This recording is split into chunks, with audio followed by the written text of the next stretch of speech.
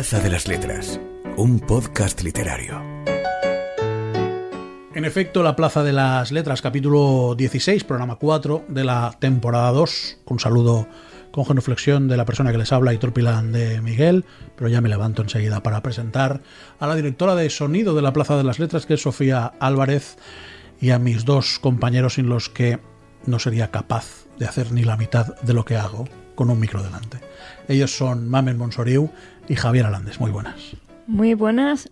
Hoy quería comenzar el programa dando las gracias por los comentarios tan bonitos que hemos recibido de nuestros oyentes del pasado programa, que creo que estamos de acuerdo en que efectivamente ha sido uno de nuestros mejores. Sí. Pero que la gente con tanto cariño nos lo diga, nos lo reconozca, una pasada. Gracias. Hay que recordar que nos podéis encontrar en Instagram, @laplazadelasletras, y ahí pues estaremos encantados de escucharos y de recibir ruegos y preguntas. Pues esa genuflexión que has hecho tú al empezar el programa, me uno a lo que Mamen ha dicho y se la hago yo también a nuestros oyentes y a nuestras oyentes, qué pícaro. Bueno, es que yo soy muy inclusivo. Entonces son nuestros oyentes. Bueno, no, soy inclusivo pero correcto con el lenguaje. Vale. Claro, recordamos que Javier es uno de los 25 autores más leídos de este país en este 2022. No se puede equivocar. Por si no lo sabíamos todavía. Por si no lo había dicho, ¿verdad? Pobre Javier, se sonroja cada vez que lo digo. Siempre. En efecto, la semana pasada, en el anterior episodio, que era capítulo 15, fue un programón. Pero es que este 16... Bueno, la verdad es que arranca con una joya, y vamos de joya en joya. Hoy vamos de joya en joya, así que vamos a abrir el joyero. La Plaza de las Letras, el podcast literario de Plaza Radio.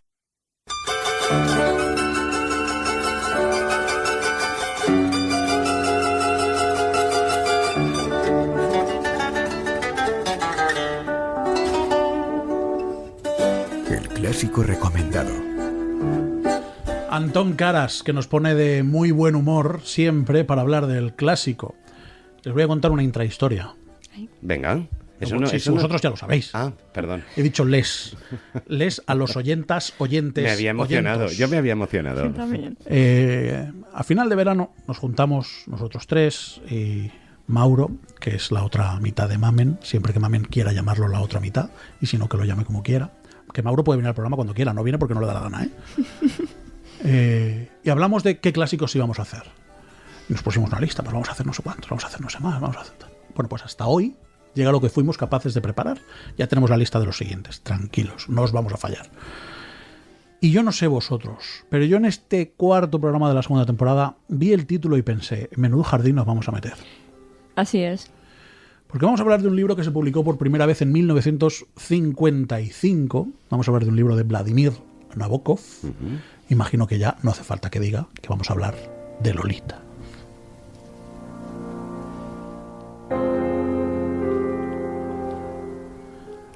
Lolita cuenta la historia de la obsesión de Humbert Humbert, que es un profesor entrado en los 40, por una niña a la que él llama ninfula en un ataque de grosería y eufemismo, que es Lolita, que es efectivamente la hija de la dueña de la casa donde circunstancialmente tiene que habitar un verano.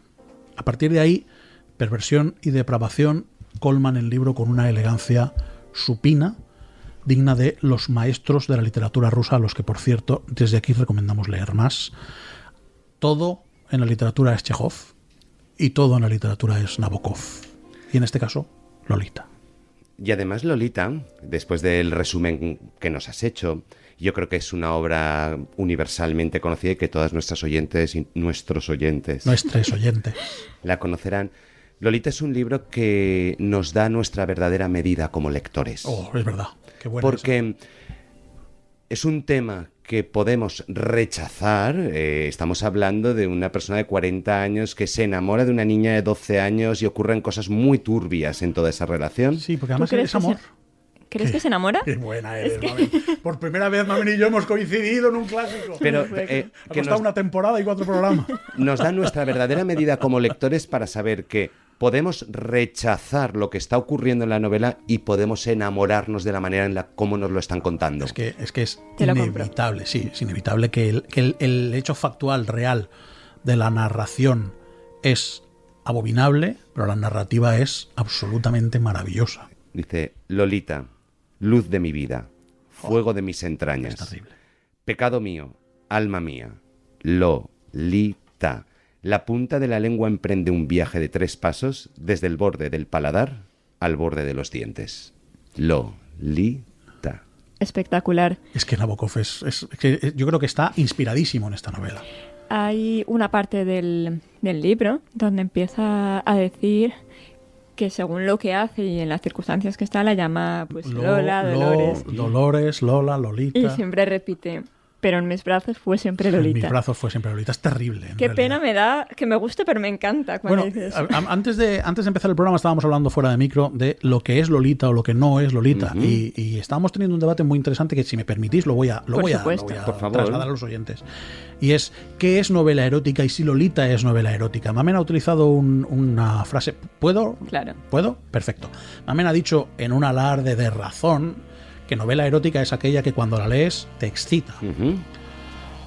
Es que Lolita es excitante. Absolutamente. Es que está escrita con una calidez, con una sensualidad que por momentos hace que te olvides que Humbert tiene 40 y pico y que Lolita tiene 12.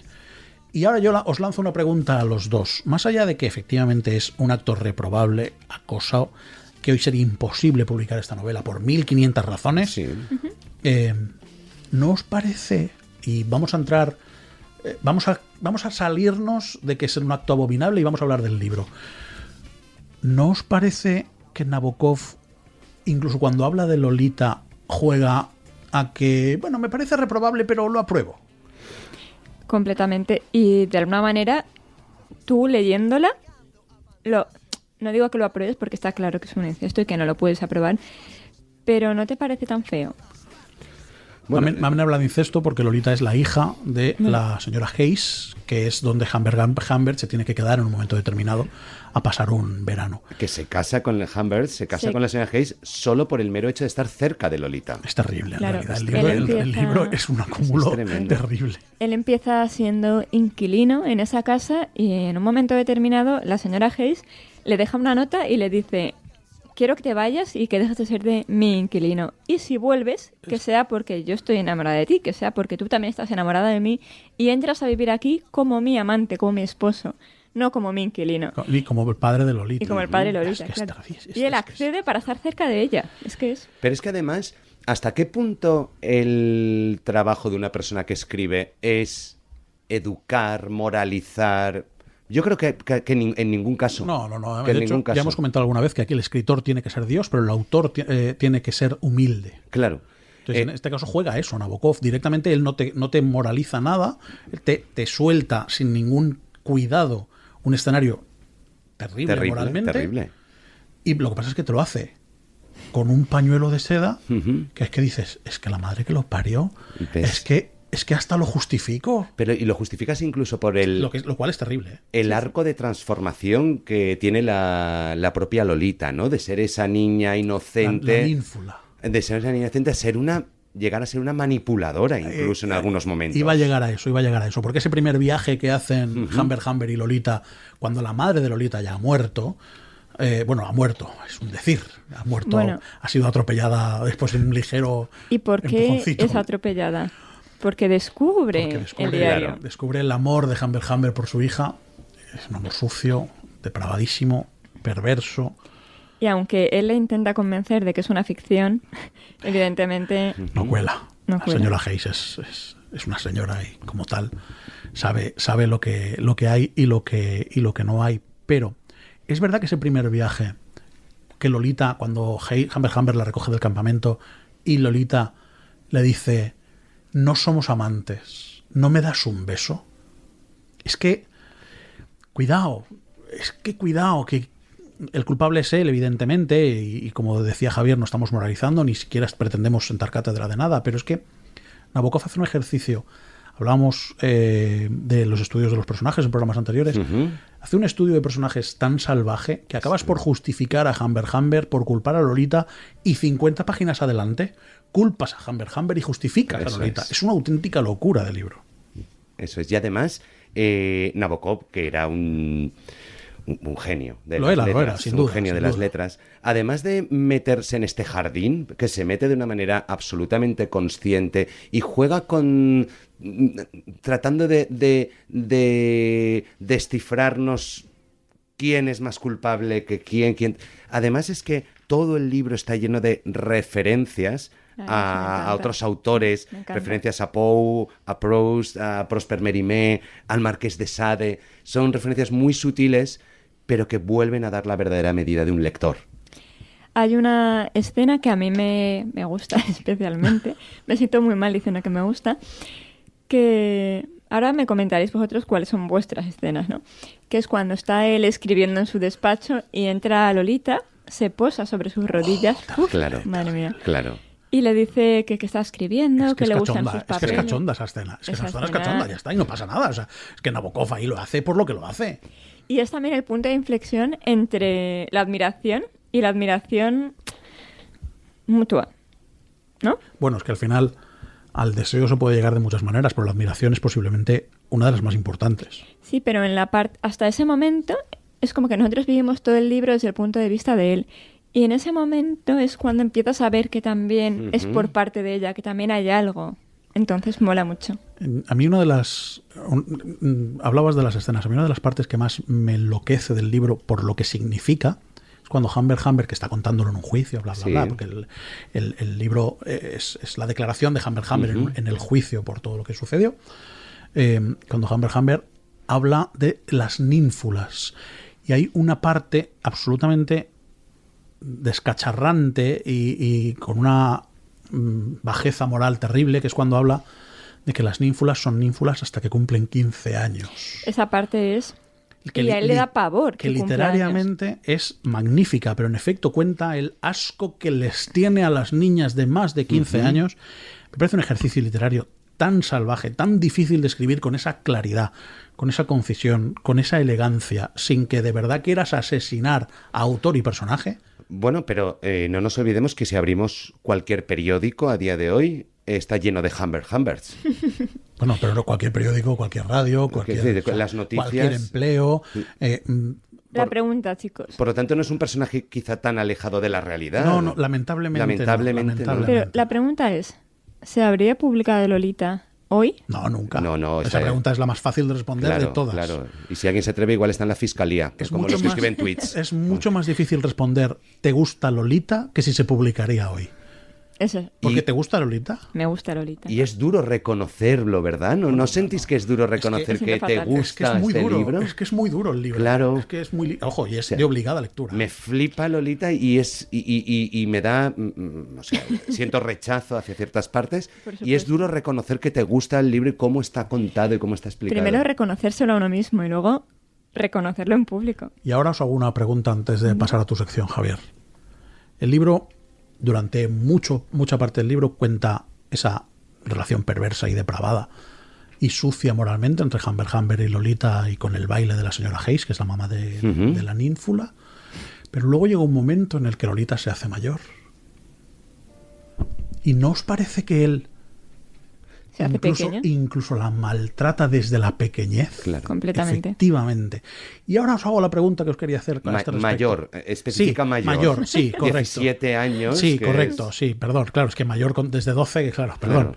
Claro. ¿Y no os parece que él, aparte de que luego la maltrata desde la pequeñez humana, ¿no os parece que Nabokov se justifica con esa parte del libro en la que Humbert intenta vengarse de Lolita por no ser suya?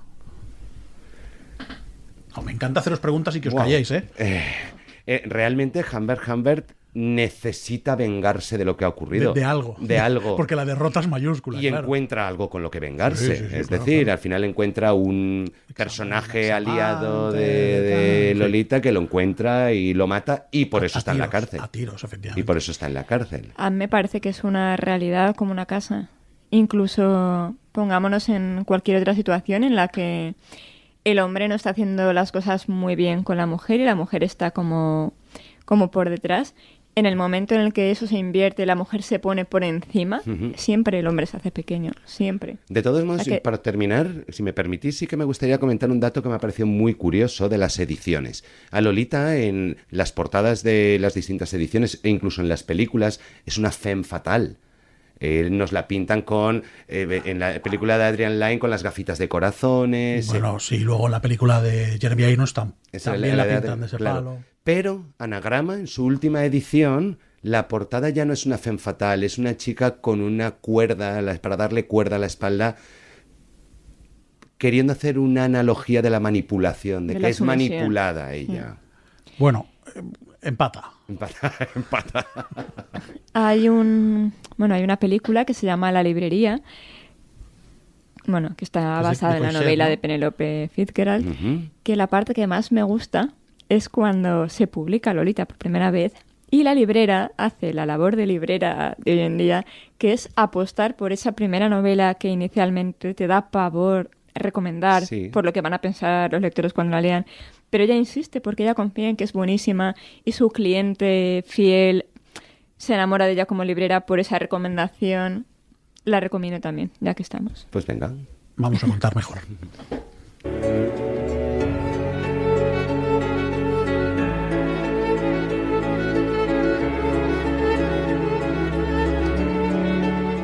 Cuando suena Ludovico Eunaldi es que Javier Alandes nos va a contar cosas para contar mejor, entender mejor el mundo de la literatura, pero antes quería hacer un pequeño apunte sobre el final de la sección del clásico que acabamos de tener.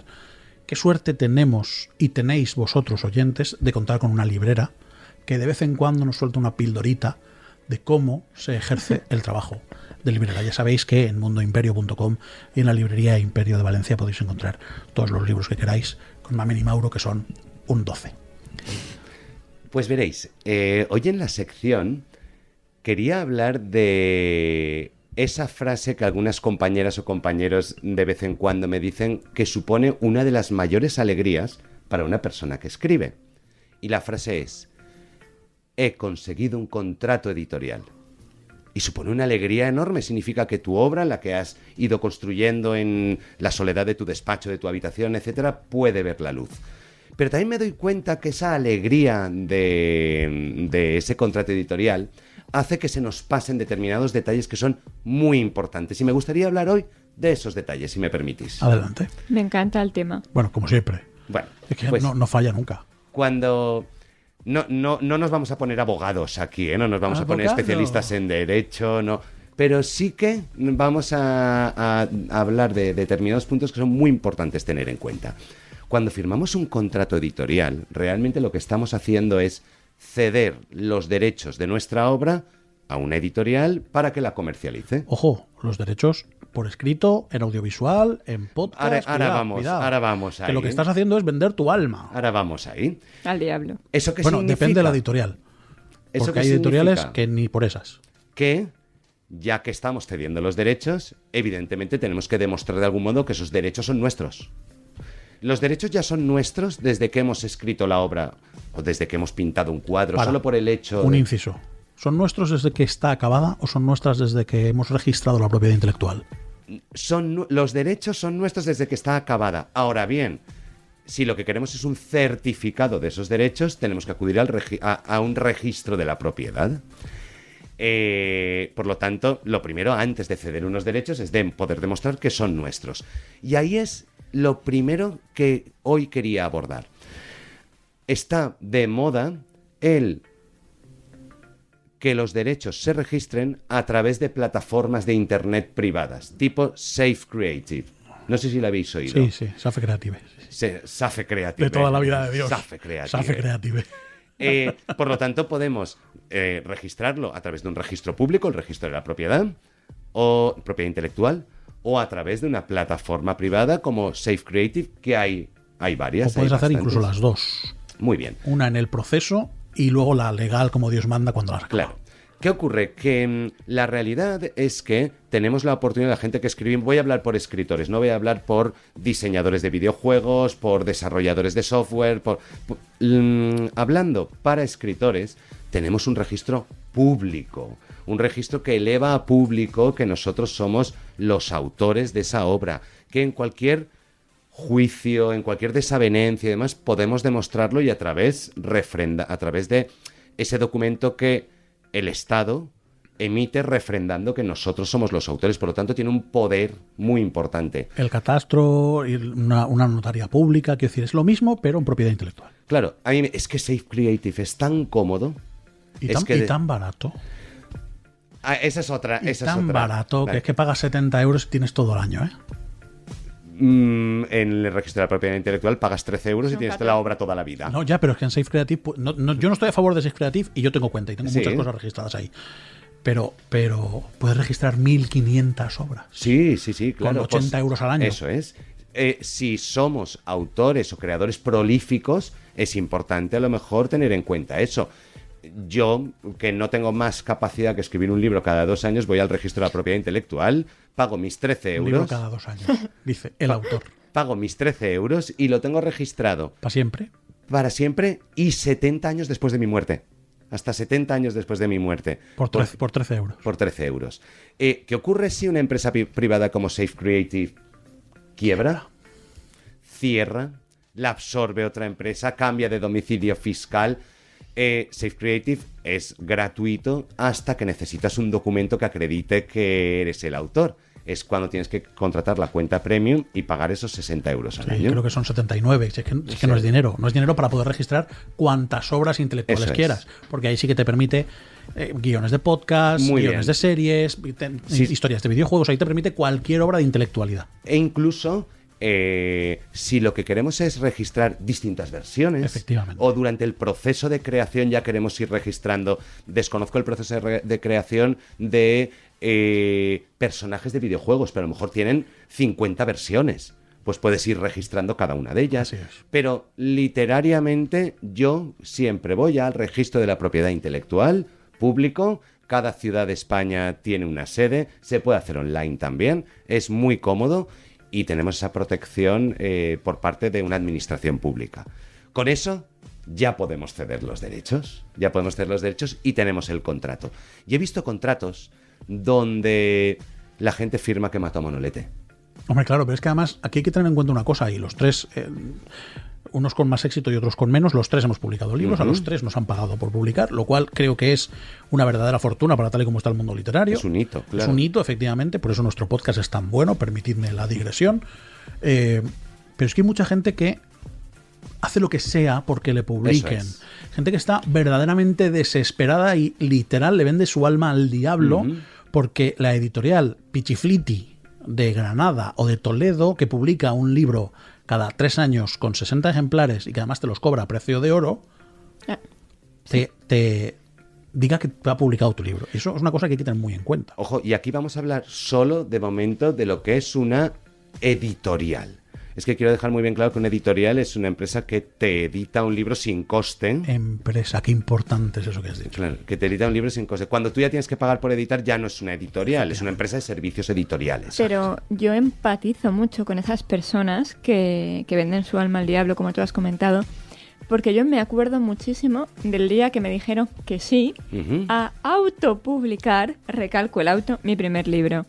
Cuando una editorial de autopublicación en la que yo tenía que pagar, es verdad que era muy económico, tenía que pagar una cifra, me dijo que sí, cuando luego te enteras a los 2 días o a los 2 años de que le dice que sí a todo el mundo, porque viven de eso, bueno, no a todo el mundo, pero a la mayoría, yo sentí que volaba durante unas semanas, no tenía los pies en el suelo, estaba, o sea, una felicidad, entonces no me quiero imaginar, bueno, sí, luego lo viví, claro, pero ¿cómo se siente alguien cuando una editorial dice que apuesta por su obra?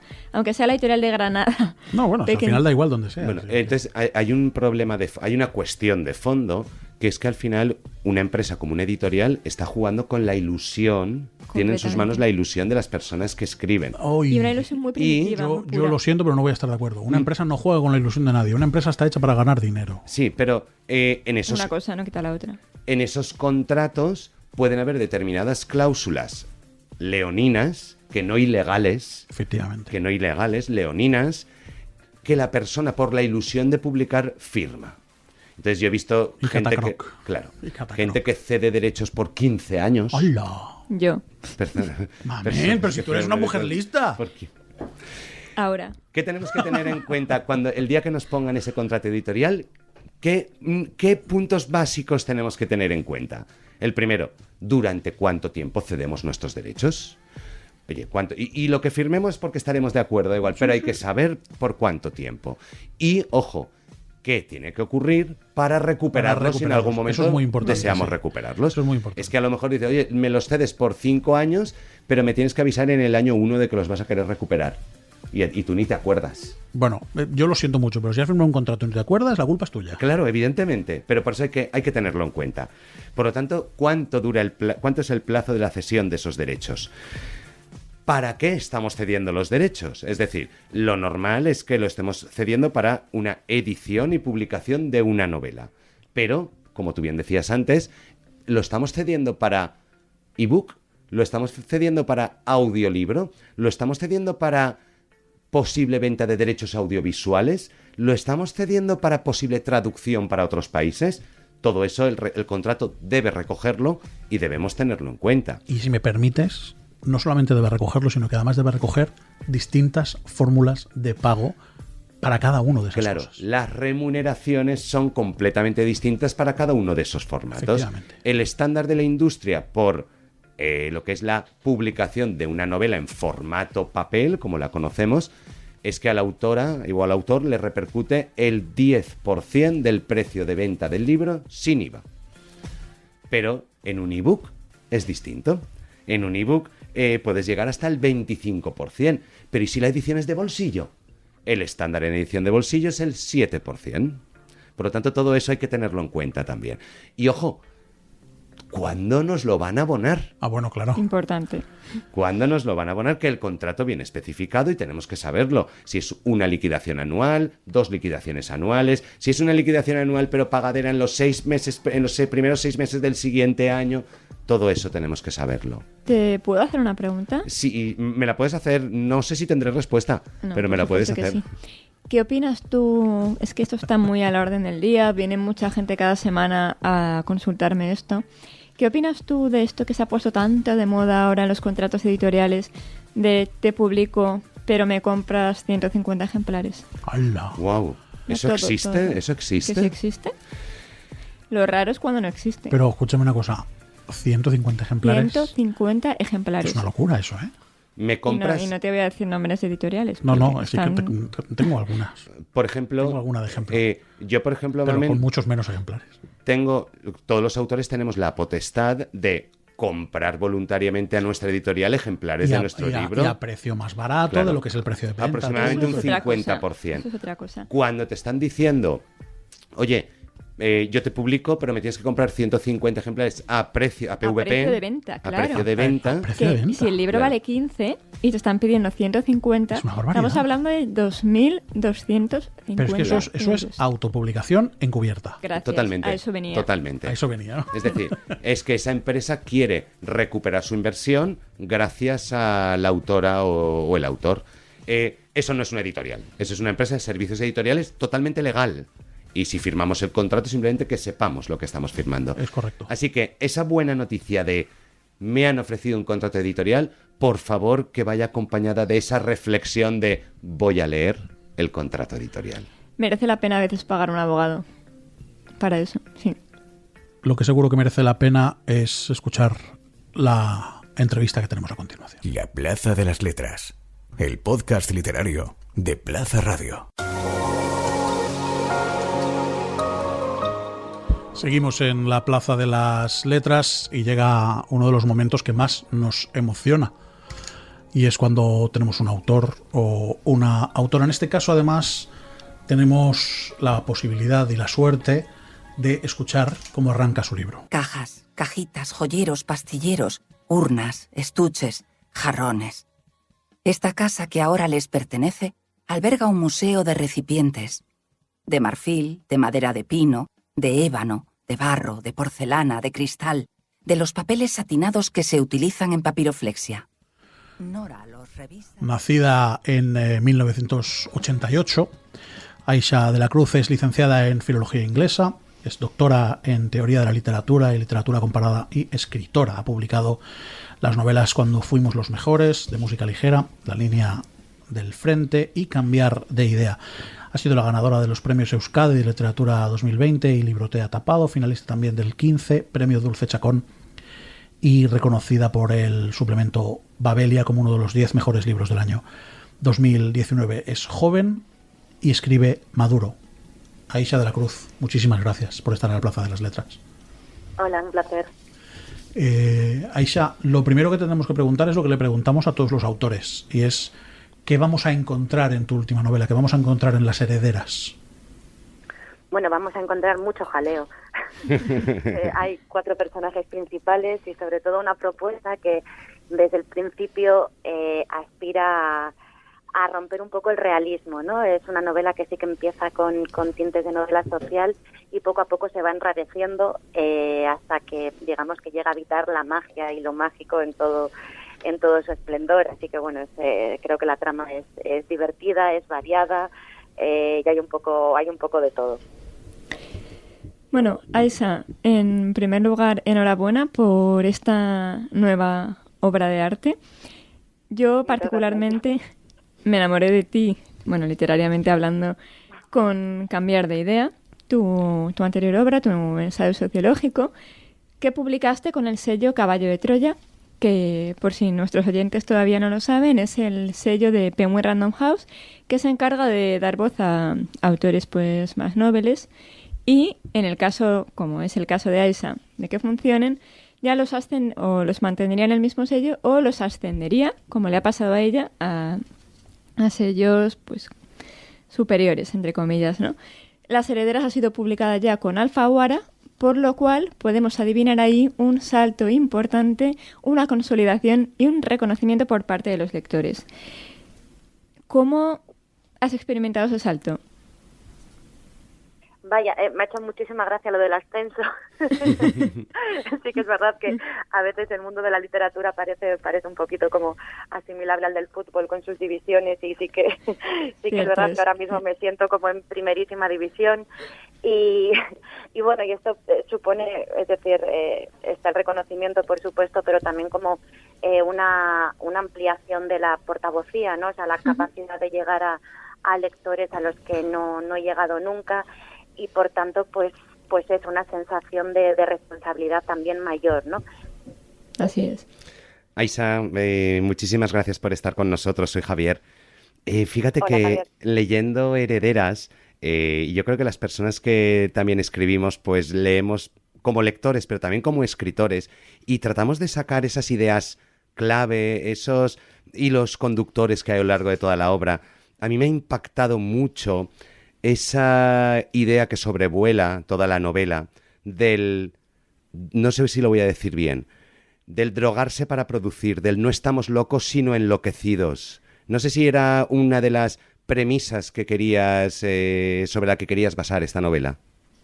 Sí, sin duda fue, digamos que mis reflexiones sobre el fármaco, los fármacos, ¿no? Las diferentes dimensiones que tiene el fármaco, de qué manera una misma droga se utiliza en psiquiatría para tratar en niños menores, ¿no? El supuesto trastorno de hiperactividad, y esa misma droga no la puedes conseguir en la calle con un camello y la utilizas para salir de fiesta, o como una misma droga se utiliza para salir de fiesta o para producir, ¿no? En contextos laborales de gran empresa, para que la gente trabaje durante 12, 14 horas seguidas. Sí. En fin, estas iba a decir dos caras, pero es que son muchas caras, ¿no? Las que tienen en realidad el uso de los fármacos en nuestra sociedad contemporánea.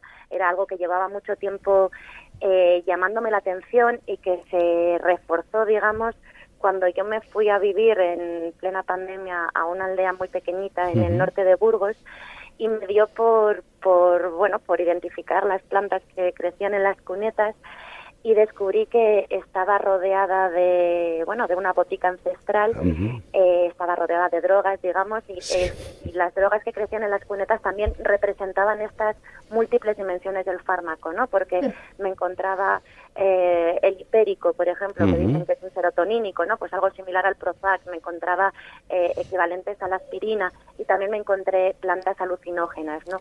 Entonces, digamos que también de esta fascinación por descubrir que la droga, digamos que es algo que que lleva estando ahí desde que el mundo es mundo, ¿no? Que allí donde el hombre no cultiva nada, pues las cunetas nos traen periódicamente con cada estación estos fármacos, pues también es algo que me invitó a escribir esta novela. De hecho, es alucinante cómo la naturaleza pone a nuestra disposición sustancias tan diversas y con efectos pues, tan estimulantes, ¿no? O tan extremistas. Resulta curioso. Es como una manera de decirnos, tenéis que consumirlo. No sé en qué circunstancias, pero para algo tienen que servir. Nos comentaba... Sí, perdona. Dime.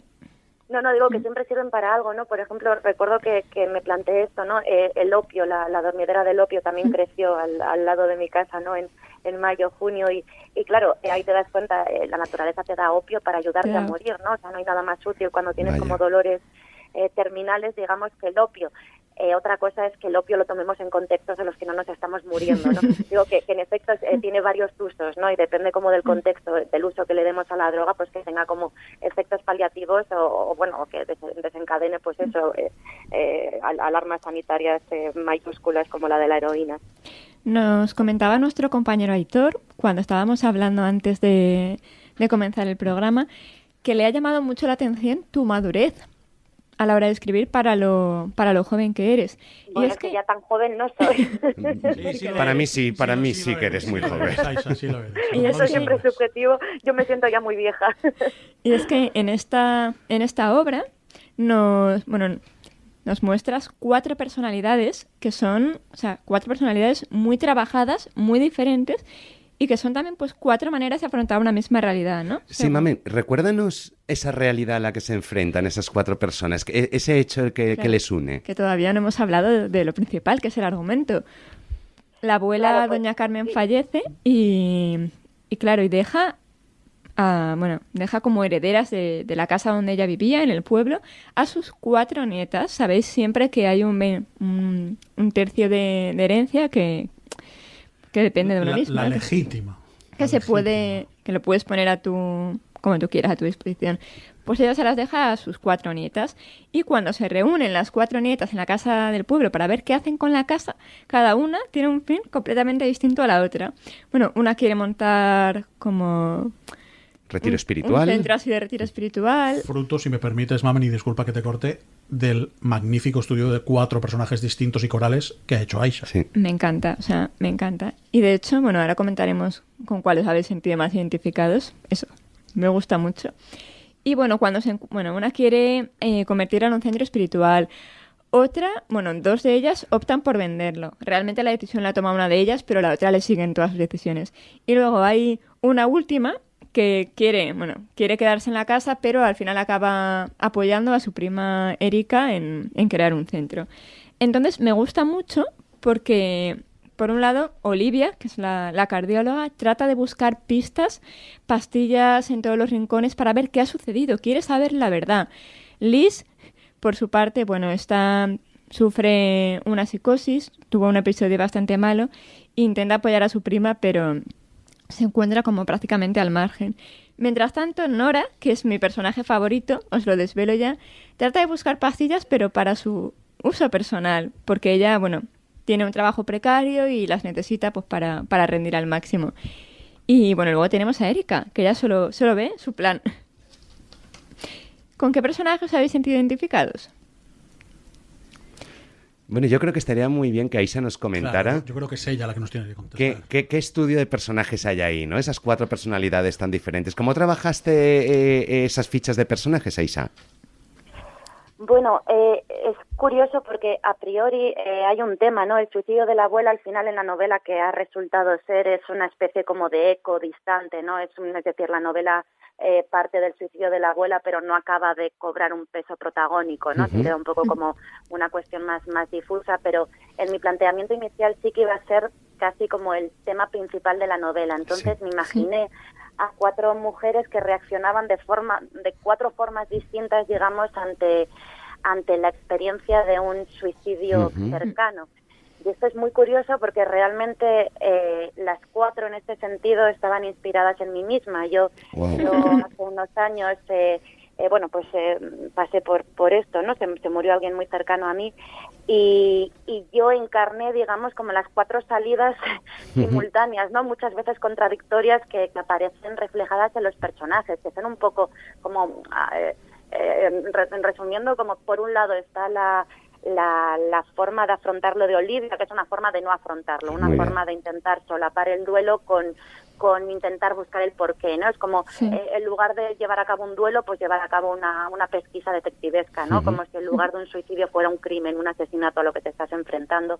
Yo me vi ahí, pero también me vi como con la actitud de Erika a veces, ¿no? De, bueno, igual te estás equivocando y hay que dejarlo estar, hay que respetar la voluntad de los muertos, no para todo se tiene una explicación.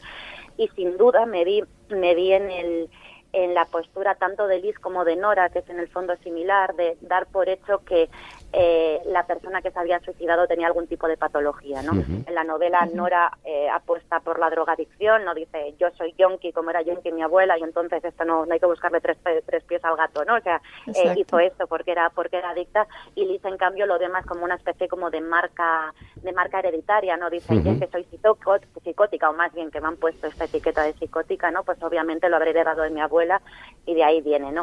Entonces es muy curioso porque al principio los 4 personajes, ¿no? Como que los enuncié a través de esta actitud ante el suicidio. Yo había tenido las 4 actitudes ante el suicidio y ahora mismo me veo, ¿no? Muchas veces me preguntan, rollo, ¿a qué personaje te pareces tú más? Como no soy ninguna de ellas, pero al mismo tiempo hay un poco de mí en las 4, ¿no? Por este origen en mí, ¿no? Que tienen las 4. Qué maravilla. Hay un eje conductor a lo largo de toda la novela, que es el tema de la locura, de la salud mental. Y hay un dato que me ha sorprendido, no sé si para bien o para mal, que es el momento en el que Olivia, tras mucho buscar la verdad, la encuentra. Y parece que sea un poco el karma, ¿no? Si la buscas, la vas a encontrar, pero además no te va a gustar nada esa verdad y vas a tener que esconderla. ¿Cómo afrontaste tú esto? Sí, bueno, te refieres, claro, a cuando va a la farmacia y ve que fue ella que le entregó el talonario. Sí. Yo no me creo a Olivia, ¿no? Es decir, Olivia sí que a lo largo de la novela está buscando una explicación y digamos que a pesar del spoiler, por decirlo de alguna forma, al final ella siente que ha encontrado la explicación y de hecho siente, como tú dices, como que las pistas para llegar a dicha conclusión han estado en la casa todo el rato, que se van como, se le van revelando casi como si fuera una cosa mágica. Yo soy muy escéptica, ¿no? Con las conclusiones a las que llega Olivia. Yo creo que en efecto hay fenómenos tan complejos en esta vida, ¿no? E intentar discernir las causas por las que alguien que ya no está hizo lo que hizo es prácticamente imposible. Entonces creo que lo máximo a lo que podemos aspirar es a encontrar una explicación, un discurso, un relato que nos satisfaga personalmente a nosotras, ¿no? Y a quedarnos en paz con eso. Es más una búsqueda personal de una verdad que encontrar la verdad, ¿no? Y yo creo que bueno, que Olivia de hecho este momento en el que siente que ve señales por todas partes, yo creo que esto es algo que nos pasa a todas, ¿no? Cuando estamos desesperadas por darle un sentido a algo doloroso que nos ha pasado, llega un momento en el que empezamos a ver señales y esas señales son las que nos permiten armar un relato finalmente que nos sane.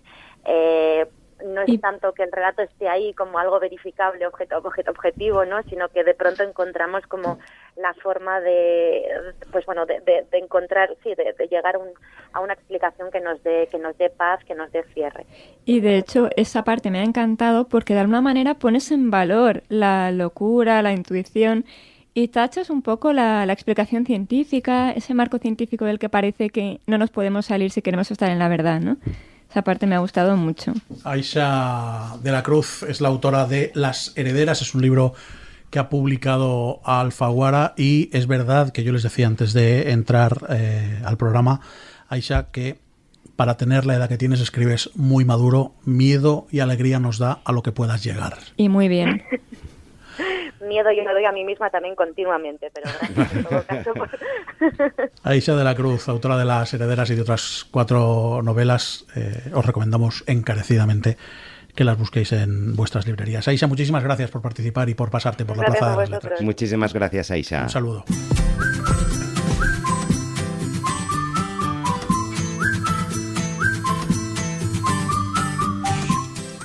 Cuando suena la floresta, la orquesta del camping y los mohicanos, es que llega Mamen Monsorío a contarnos cosas. Hoy viene seria. ¿Pero qué va? Hoy viene seria. Porque nos va a hablar de una autora que además ha sido agraciada hace muy poquito con el premio Nobel. Que yo, si queréis, hacemos un monográfico de la mentira de los premios, porque tenemos el planeta hace 2 días con respecto a la fecha de grabación de este programa. Me encantaría. Y tenemos el Nobel. Encantaría. El día que queráis hacemos un monográfico y que nos cierren el programa después y que ninguna editorial más nos envíe libros porque vaya filfa en general. Pero bueno, vamos a hablar del Nobel, que el Nobel en teoría es un premio a una carrera. Exacto. El premio Planeta, por ejemplo, que hemos nombrado, es a una obra. Bueno, es a un autor capaz de vender 150.000 ejemplares por sí solo. Pero bueno, en este caso, Mamen, vienes a hablarnos del premio Nobel, ¿no? Perdón, Editorial Planeta. Vienes a hablarnos de la ganadora del Nobel del 22 de literatura. Correcto. Yo le propuse a Javier que cuando tú, Aitor, no estuvieras... Vale, ya has hecho el spoiler. Yo no voy a estar en los siguientes programas, ¿vale? No es que me vaya a morir, es que me voy de vacaciones. Es por una buena causa. Yo le propuse a Javier hacer un monográfico de Annie Ernaux y me dijo que era mejor esperar a Editor. No hace falta, por Dios. Sí, porque es verdad que aportaría mucho para nuestro primer... La realidad, gracias, Mamen, gracias por haber dado esa respuesta tan comedida y haberla puesto en mi boca. La realidad es que yo dije, Mamen, creo que los experimentos cuando no esté Aitor, no. Vamos a esperarnos a que llegue él. Bueno, pero Aitor aporta mucho, hay que decirlo así. Yo lo único que hago es sujetar. Yo puse el andamio el primer día y de momento lo estáis respetando. Entonces, como no voy a hacer el monográfico de Annie Ernaux por el momento, pues hoy, en lugar de centrarme en un libro, que también me voy a centrar en un libro, voy a hablar un poco de toda su carrera. Qué bien. ¿Quién me ha dado permiso? Nadie. ¿No necesitas permiso? No necesitas permiso y nos encantará saber por qué le han dado el Nobel. Efectivamente. Bueno, esa respuesta no la tengo yo, pero la puedo intuir. Yo quiero que... Os voy a hacer una pregunta para empezar y quiero que seáis muy sinceros. Ya sabéis que no me enfado, no pasa No hay nada. respuesta incorrecta, ¿no? ¿Has sido tú? ¿Cómo recibisteis vosotros la noticia de que a esta mujer de 82 años, con una carrera literaria larga y además diferente, le habían dado el Nobel? Sí. ¿Pensasteis quién es esa? Sí, si me permites, Javier, Por contesto. favor. Voy a hacer una reflexión un poquito larga, ¿de acuerdo? Yo lo recibí con absoluta indiferencia. Primero porque no he leído nada suyo y no me importa reconocerlo, ¿eh? Quiero decir, es imposible que una persona lea todos los libros del universo, no se puede. Pero por otra parte pensé, al Tanzano que se lo dieron el año pasado también me dio absolutamente igual y se ha puesto de moda. Pero hay una cosa que el Tanzano no tuvo y que Anne sí que tuvo. Y es que mujeres y personas a las que admiro y que tienen un criterio propio se alegraron. Entonces pensé, pues malo no será. Total, ahora hablo de eso. Yo lo recibí ya no solo con esa cierta indiferencia, como comentaba Aitor, sino incluso con una cierta vergüenza propia de no conocer en profundidad la obra de Annie Ernaux. Entonces digo, ostras, que yo pretendo dedicarme a esto y le acaban de dar un Nobel a una mujer escritora con una trayectoria y yo no conozco esa trayectoria. Entonces le estoy poniendo remedio desde ese día ya. Muy bien. Yo no, y no, hasta enero no tengo tiempo. Bueno, pero se lo pondrás también. Sí, se lo pondré. Confío mucho en gente que se alegró mucho, así que por algo será. Es curioso que las librerías recibieron el premio, las librerías independientes sobre todo, no tengo nada en contra de las otras, ya lo sabéis, recibieron el premio como si fuera suyo. Mi comercial me comentaba que nunca se había celebrado un Nobel así. O sea, se convirtió en una verdadera fiesta en las librerías, porque apostar por alguien y que de repente se reconozca públicamente es algo muy importante y muy bonito. Yo tengo que decir que yo conocí a la autora por Milena Busquets. Qué raro. ¿Por qué? Como cuando Javier habla de cine, que es una cosa que no sucede. Hoy no, ¿eh? Hoy no, bueno, ella es la gran Lolita, referencia. casi. Ella es la gran referencia, o sea, la gran referente de Milena. Y bueno, siempre que le hace una entrevista, que habla en un podcast, siempre la nombra. Y es cierto que leyendo a Annie, especialmente leyendo sus diarios, ves que Milena se ha inspirado plenamente en ella, lo Qué cual maravilla. me parece muy bonito. O sea, es algo fascinante. Esta autora nace en 1940 en Lillebonne, Normandía, Francia, y desde bien jovencita empieza a escribir. Sobre todo empieza a vivir, porque veremos después que gran parte, por no decir toda, su obra es autobiográfica. Uh-huh. El núcleo de su literatura es la verdad. Eso es algo que ella ha dicho siempre en las entrevistas y que ha defendido a muerte. Que ella no necesita la ficción, que solamente la realidad ya tiene suficiente chicha como para escribir un libro detrás de otro y todos ellos diferentes. Tiene libros, cada uno, bueno, con un tema que tratan diferentes etapas de su vida.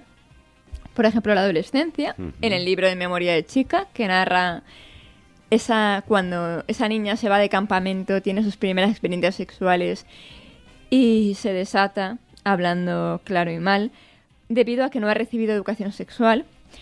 También la madurez en La mujer helada, cuando se da cuenta de que está atada a su propia maldición, a la propia maldición de la que ya había hablado en obras anteriores, de que la mujer tiene que ocuparse de la casa y de los hijos, esa condena. Uh-huh. También trata de la enfermedad de la madre, en el libro de No he salido de mi noche, e incluso tiene un libro que se llama Mira las luces, amor mío, donde narra su experiencia paseando por los pasillos de un supermercado y observando lo que ocurre a su alrededor. O sea que podríamos considerar que Annie Ernaux, su carrera literaria, sus obras, no solo recogen esa experiencia, esa verdad que ella ha vivido, sino que también se convierte en una portavoz de muchas mujeres. Es que la característica que más me gusta de esta mujer es una primera persona impersonal. O sea, ella no te dice yo. Ella siempre habla como si fuera la mujer. Uh-huh. Entonces, de alguna forma, nos ha servido a muchas de nosotras como referente del feminismo, porque otra característica suya es que no tiene temas tabú. Ella habla del sexo, habla de las primeras experiencias... Del aborto, con tanta naturalidad que dices, jolín, me puede pasar a mí, nos puede pasar a todos. Uh-huh. Entonces, es una muy buena noticia. También de la relación, bueno, sabéis que Annie Ernaux, bueno, el libro que más me gusta a mí de ella, que es Perderse, que es su diario, es el diario de ella con su amante. Una relación con un amante que dura 6 años, en la que incluso llega a coincidir en varias ocasiones con la mujer de él, cómo tiene que actuar, cómo se siente ella por dentro. Es fascinante, de verdad. Hay que leer Perderse, sobre todo. Sin juzgar la situación. En absoluto, porque es que a ella le da igual. Por eso representa un icono feminista, porque ella muestra lo que siente, su deseo, el morbo de lo prohibido, con tanta naturalidad y tanto entusiasmo que merece ser reconocido. Y admirado, claro. Mamen, yo con la noticia esta del Nobel para Annie Ernaux, había habido una pequeña microhistoria dentro de toda esta gran noticia y me gustaría mucho que nos la contaras bien y que nos informaras sobre ella, que es la de la editorial Cabaret Voltaire. Ay, yo qué contenta estoy. Bueno, gran parte de su obra está traducida en español por la editorial Cabaret Voltaire. También tiene 4 títulos en la editorial Tusquets, que como ya sabéis pertenece al Grupo Planeta. Pero es Cabaret Voltaire quien ha apostado por ella mayoritariamente. Para quien no lo sepa, es una editorial por la que yo apuesto siempre, que me gusta mucho y que la mayoría de los autores que publica son de nacionalidad, francesa o que escriben en francés y que viven en París, muchos de ellos. Entonces, supone todo un halago también para esa editorial que tanto trabajo hace, porque esta editorial no apuesta por autores excesivamente conocidos, sino por calidad literaria, además, mucha calidad y siempre con un toque diferente. Entonces, por fin se va a premiar ese trabajo como corresponde. Pero además parece ser que esos derechos de Annie Ernaux en España habían vencido, la editorial que los tenía no renovó los derechos y Cabaret Voltaire supo moverse para quedarse con los derechos de las traducciones. Pues Tusquets debe estar felicísimo ahora. Una maravilla. ¿Qué decisión tan buena?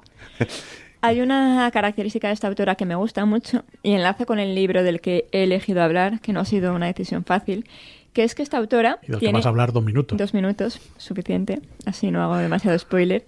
Esta autora tiene la edad y con la edad tiene la sabiduría y la experiencia. Entonces, en el libro de Los años, que es el libro que he elegido porque creo que es el más completo y el que más recoge todo lo que esta autora nos puede aportar, ella habla desde los años 40, Segunda Guerra Mundial, hasta la actualidad. Entonces, mediante fotografías y memorias que ella va recordando, pasa por no solamente sus etapas, sino las etapas que ha vivido la sociedad, que es una de las razones por las que se ha premiado la carrera literaria de esta autora, ¿no? Porque recoge todo eso. Imaginaos, años 40, opresión absoluta. No se puede hablar de sexo, no se puede tener nada, ¿no? También hace especial hincapié en el año 68, que es el mayo del 68 el mayo francés, París, claro, ¿no? efectivamente. Donde ella dice que es como un nuevo comienzo, todo cambia. Bueno, fue muy importante para la población francesa. Los años 80, donde de repente las mentes se abren y todo empieza a estar permitido, el sexo se convierte en una fiesta, como dice ella, se olvida la caída del muro, se olvida el SIDA, todo, la guerra se queda atrás, ¿no? Y la gente empieza a estar feliz. También habla mucho del cambio de milenio, la entrada en la sociedad tecnológica, y nos cuenta de forma subjetiva cómo ha afectado a la persona todos esos cambios sociales y humanísticos de la población y cómo los ha vivido ella. Sí, porque su personalidad, ella sigue siendo la misma, loca, chiflada, intensa y pasional desde el principio hasta el final. Cambia como ella, qué puede hacer ella con lo que ella es, ¿no? Entonces, desde aquí quiero felicitar a la editorial Cabaret Voltaire, quiero felicitar a Annie Ernaux, porque estoy muy, muy contenta, aunque os digo que hay libros de ella que me gustan más y libros que me gustan menos. Bueno, como todos. Como toda obra prolífica. Y que la leáis. Y si queréis saber qué libros leer, me lo podéis preguntar. Que creo que esta semana me he leído todos. Mamen Montsoriu, muchísimas gracias. A vosotros, siempre. Javier Alandes, muchísimas gracias. Qué programa tan bonito, Aitor, Mamen, gracias a vosotros. Corto. Y tan corto, efectivamente. A la dirección de sonido estuvo Sofía Álvarez, yo soy Aitor Pilán de Miguel, y los próximos 2 capítulos de La Plaza de las Letras Faltará una pata. no lo voy a ser. Se quedan en manos de Javier, de Sofía y de Mamen. Sirva esto para disculparme. Hasta la próxima.